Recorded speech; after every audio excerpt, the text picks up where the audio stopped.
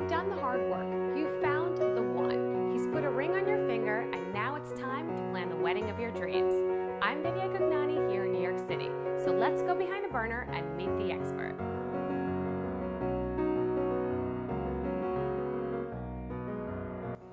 So I'm here with eventiste Marcy Blum. Marcy, you are the go-to resource for all things wedding. You wrote Wedding for Dummies, and you've planned weddings for lots of celebrities. That's true, and lots of ordinary people as well. True. None of my clients are ordinary. That's true, they're all extraordinary people all because they get to have you as a wedding planner. Well, that's one good reason, thanks. So Marcy, give us some of your best tips. I was thinking about this in preparation to talking to you, and as you may or may not know, I'm sure you've had lots of friends, and you were married once, weren't you? I was. I remember that. So you might remember this time of your life. Brides are crazy. Even nice brides are crazy.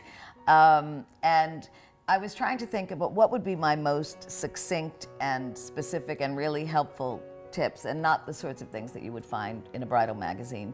And the number one tip is you must take a day off a week from wedding planning, which sounds really difficult, and certainly in the last month it may be impossible, but that you and your fiance, particularly if you're living together, have a one-day no wedding zone. You have dinner, you have breakfast, you do everything, but you absolutely do not discuss the wedding. So when you think about guest lists, what's the proper protocol? Do you have to invite everyone who invited you? No, each guest that you invite it's not just the $150 for the food, but it's an extra centerpiece, it's a ballet, it's wait staff, it's bar, so it goes up exponentially. You'd be amazed how much, if you cut out 10 people, you can cut out several $1,000s, not just the food cost. So now, Marcy, my favorite part of the wedding, the food. My favorite part, how funny, it's interesting because when I started and I had graduated CIA, right? People would say to me, well, why would you go to Culinary Institute and then go become a wedding planner? I was like, because guess what? The food's really important. I'm going to bring fine dining to all those weddings. What are the most popular items that people put on the menu for their weddings? I think now it would be unheard of to go to a wedding, a nice wedding, not necessarily expensive, but a wedding where people were hospitable and gracious and not find a vegetarian option. Right. Whether it's on the menu, which will make it more expensive, or it's what we call a silent option, meaning you have to ask for it, but you can get it. It would be unheard of. It's definitely going to be the most expensive party you're ever going to throw, unless you're a rock star. So you really want to leave a memorable impression. Right. And my other tip for that is absolutely, even if the caterer says, well, we don't do tastings, or the banquet hall, if you're working in a place like, tell them, I'm really sorry, I am somebody the food is very important to me, and I'm not going to be able to book here. When people come into my office, I hate going to a wedding. And I don't want my wedding to be like a wedding I hate going to. What people really hate is being stuck at a table for 4 hours next to the same people, even if there's someone you love. Right. You can't have a 4-hour conversation with anybody unless it's Freud. So how do you avoid that?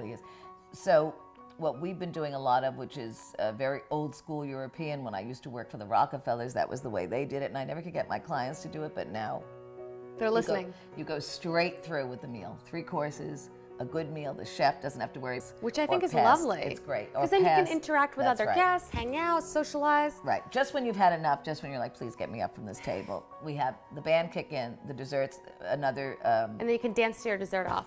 And so the last and somewhat very important detail in a wedding is the alcohol, the booze. The most important. The drinks. It's like, you got to get them to dance, but how do you get them to dance? You got to get them to drink. Well, I have told people I would rather make the centerpieces much smaller or cut out the number of hors d'oeuvres and serve champagne than not serve champagne. So if you're passing champagne or a champagne-based drink as soon as the ceremony is over, it immediately says celebration. It says festive. The other thing, which one of my new favorite trends, and you're the first to hear this because I haven't told the magazines yet, is we've done a breakfast bar. So people left and they had breakfast in the morning, which was, the bride said to me, I don't want to do it brunch the next day. Everybody looks hungover. It's miserable. You can never recreate the night before. You're always sorry you did it. So breakfast to go is the answer. Breakfast to go. What a great idea. So Marcy, thanks so much for your tips. Thank you. Stay tuned to Behind the Burner, where we give you the tips, tricks, and techniques that are lighting the culinary world on fire. For the recipe, Q&A, photos, and more, visit behindtheburner.com.